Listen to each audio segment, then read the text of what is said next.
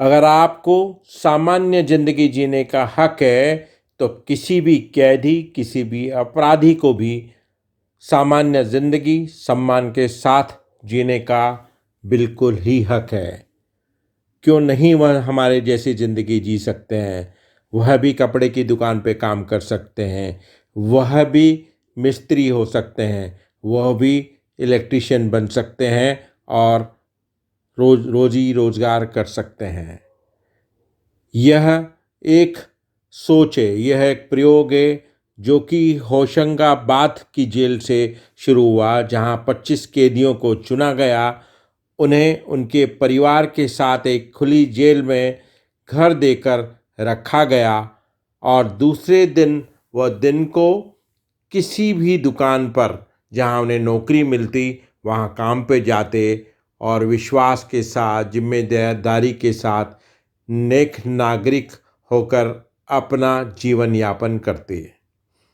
हाँ, यह डर था कि वह भाग गए तो, वो मिले नहीं तो, पर कहते हैं अगर आप समाज, पुलिस और तंत्र विश्वास करेगा तो कैदी, अपराधी वह भी मानव है, उसका भी परिवार है, वह भी आपका भरोसा नहीं तोड़ेगा।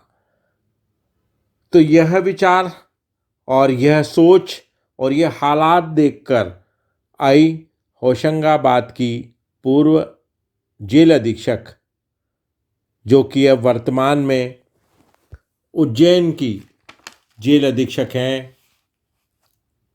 उन्होंने बातचीत में कहानी वाला रिपोर्टर को बताया कि क्यों नहीं विश्वास कर सकते हम अपराधियों पर, सजायाफ्ता मुजरिमों पर।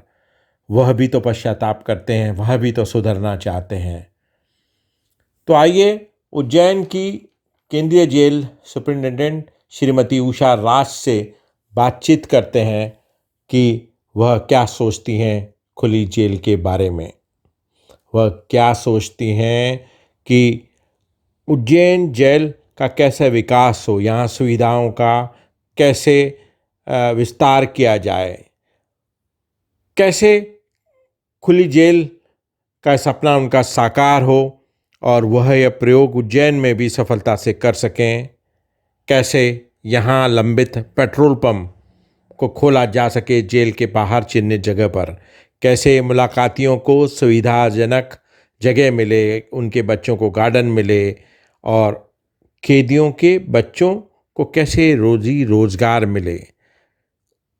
उनके विचार जानते हैं, उनसे बात करते हैं। सुनिए उषा राज को, दबंग डायनामिक जेलर, जो कि मन से बिल्कुल निर्मल हैं, सरल हैं, पर उनकी प्लानिंग, उनकी सोच बिल्कुल इनोवेटिव और बिल्कुल ऐसी है कि उस पर सफलता मिलना निश्चित ही है।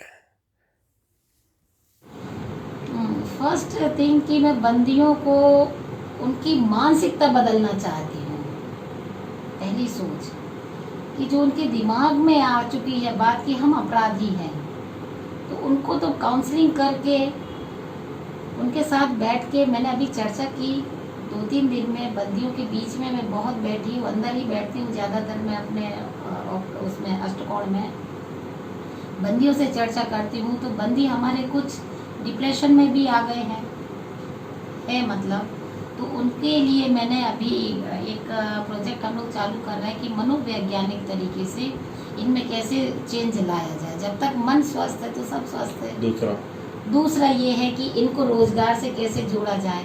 तो अभी कुछ बंदी हमारे पास लॉकडाउन होने से भी कुछ ऐसी समस्याएं, महामारी आई प्राकृतिक की, बंदी काम नहीं जा सके, हमारे खेत उजड़ चुके हैं। उसमें भी मैं चाहूँगी कि बंदियों को पुनः वहाँ कार्य से लगाया जाए जिसमें उनको पारिश्रमिक मिले।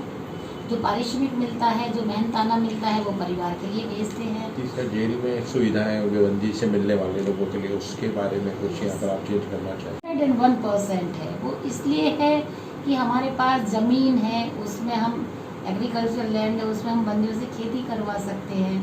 तो यहाँ इतने महाकाल की कृपा से दुकानें, इतनी शॉप, ये जो फूल वूल की खाद बनाना, फूल बेचना, प्रसाद बेचना, यहाँ आसपास इंदौर में जैसे फैक्ट्रियाँ हैं तो वहाँ से भी कुछ सहयोग मिलके कुछ अपन यहाँ उनके लिए फैक्ट्री भी चालू कर सकते, जैसे हमने आपके होशंगाबाद में बंदियों के लिए वहाँ रेशम का बहुत अच्छा कार्य चलता है। लघु उद्योग बहुत है उज्जैन में, दोनों बहुत लूम बढ़िया।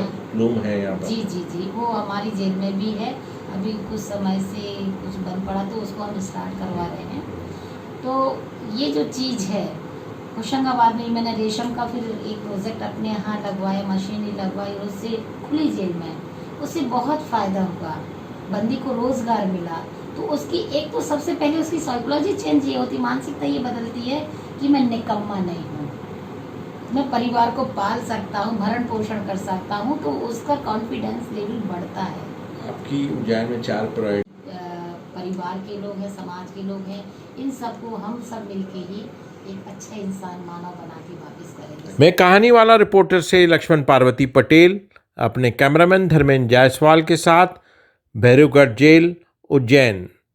कमाल है यह ओपन जेल का कॉन्सेप्ट, जिस पर कैदियों पर विश्वास किया जाता है कि वह भी अच्छे मानव बन सकते हैं, हमारे आप जैसे जिंदगी जी सकते हैं। के सोच यह प्रयोग सफल हो, यही मनोकामना के साथ